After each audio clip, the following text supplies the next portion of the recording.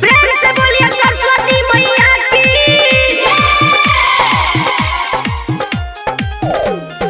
कंचन इब्राहिमपुर।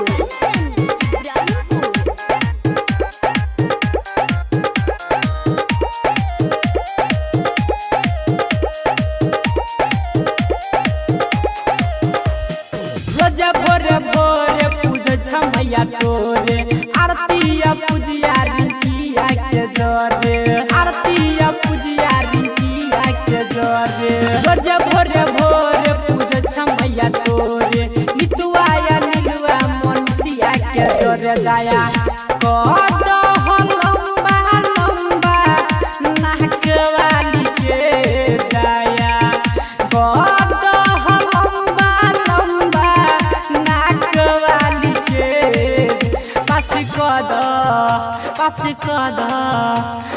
कद पियर की फराक वाली के पास कद पियर की फराक वाली के। प्रेम से बोलिए सरस्वती मैया की।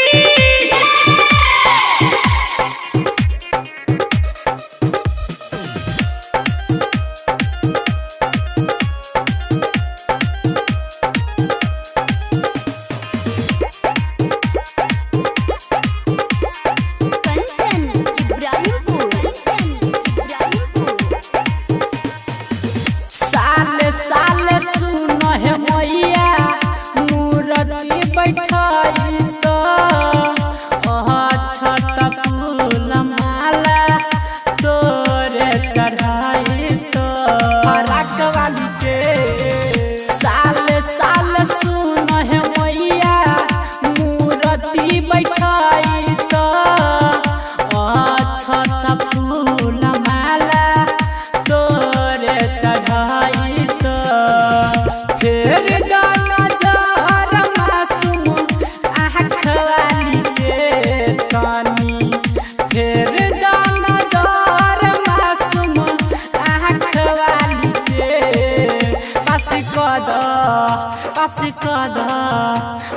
कद पियर की फराक वाली के पास कद पियर की फराक वाली के।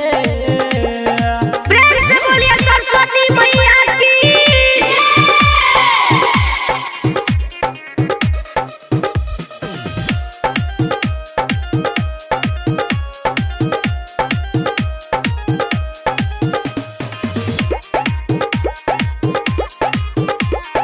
कंचन इब्राहिमपुर। चम चम मैया तोर पंडाल बनाए तो रहमन जिया वाला गाना बजाए तो फराक वाली के।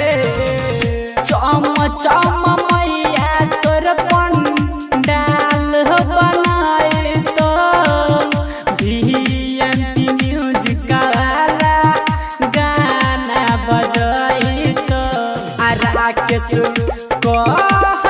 कृपा कर साथ वाली के चंदन महेश कहै कर साथ वाली के पास कद पियर की फराक वाली के पास कद न सोना फराक वाली के।